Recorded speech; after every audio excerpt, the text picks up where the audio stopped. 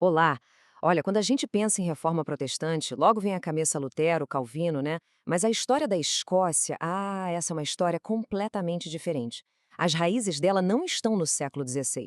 Elas vão muito, mas muito mais fundo, mais de 1000 anos, numa jornada incrível em direção a uma transformação profunda.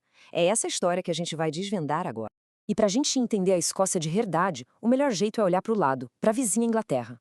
Porque aí a gente vê como as coisas foram diferentes. A diferença principal está no porquê. Na Inglaterra, a reforma foi, antes de mais nada, uma questão de poder, uma briga política para livrar o rei da influência do Papa. Agora, na Escócia, a coisa era muito mais pessoal.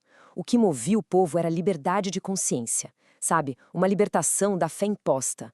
E essa diferença, essa motivação, já muda todo o jogo e prepara o cenário para uma reforma com uma cara totalmente única. Então, para achar o começo dessa história toda, a gente precisa fazer uma viagem no tempo. Mas não é uma viagem pequena, não.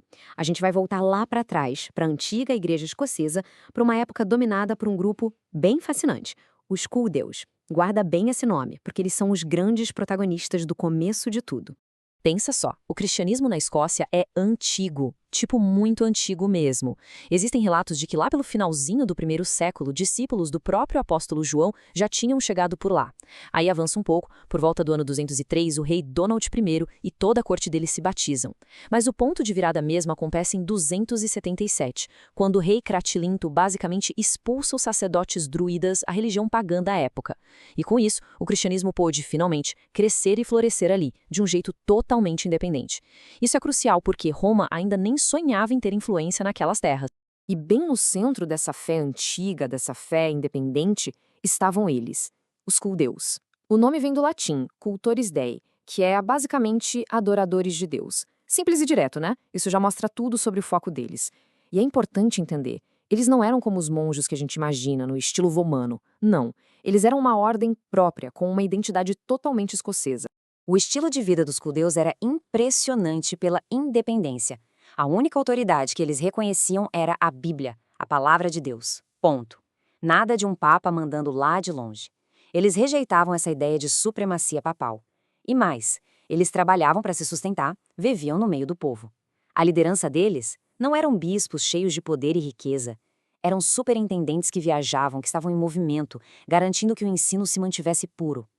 Era, no fim das contas, uma igreja do povo e para o povo, bem diferente do que viria depois.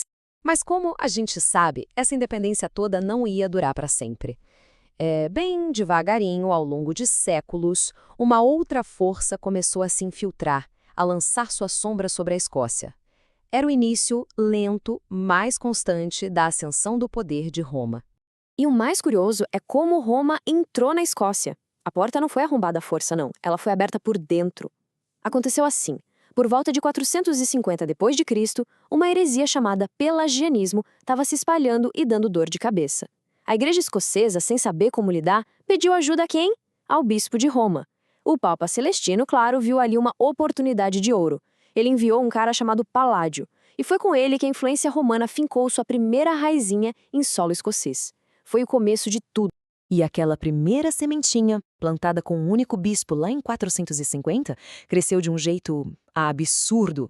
No século VII, costumes de Roma, tipo a data da Páscoa, começaram a ser impostos. Depois, em 886, o clero ganha um privilégio enorme, isenção de impostos e das leis comuns.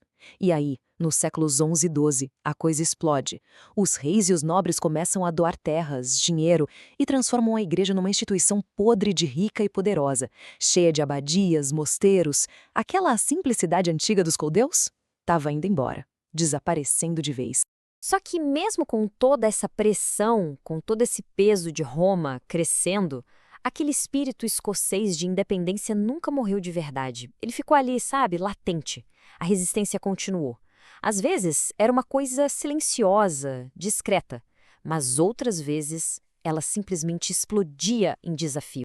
E se a gente precisar de um rosto para esse espírito de desafio, esse rosto é, sem dúvida, o do rei Robert de Bruce.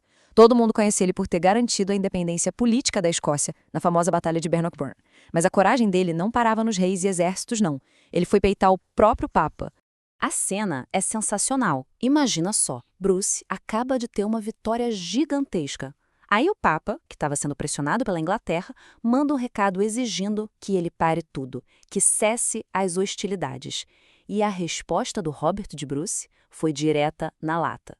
Sua Santidade vai ter que me desculpar, mas eu não vou ser tolo de abrir mão da vantagem que Deus me deu. Uau!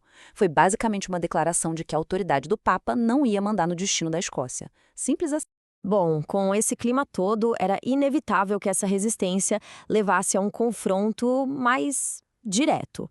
E foi o que aconteceu. Chegando no século XV, a briga de ideias virou uma questão de vida ou morte.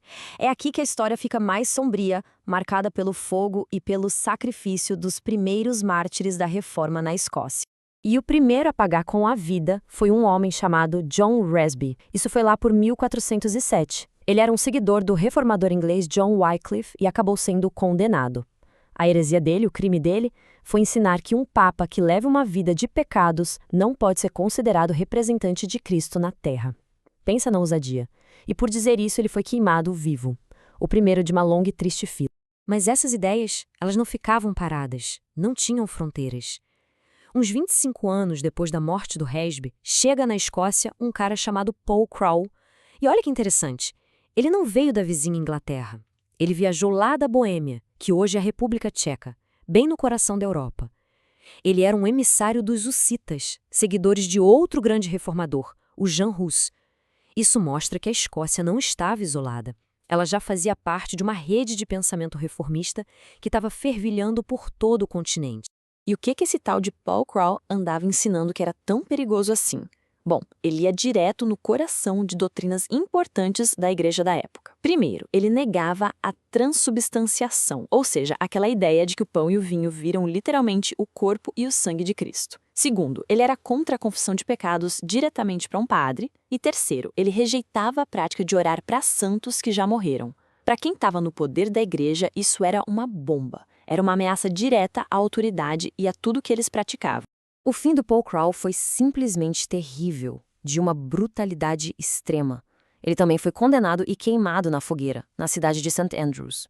Mas os seus carrascos fizeram algo a mais, uma crueldade extra. Eles enfiaram uma bola de latão na boca dele. Por quê? Para que ele não pudesse falar com as pessoas nos seus últimos momentos. O medo que eles tinham não era só das ideias dele, era da voz dele.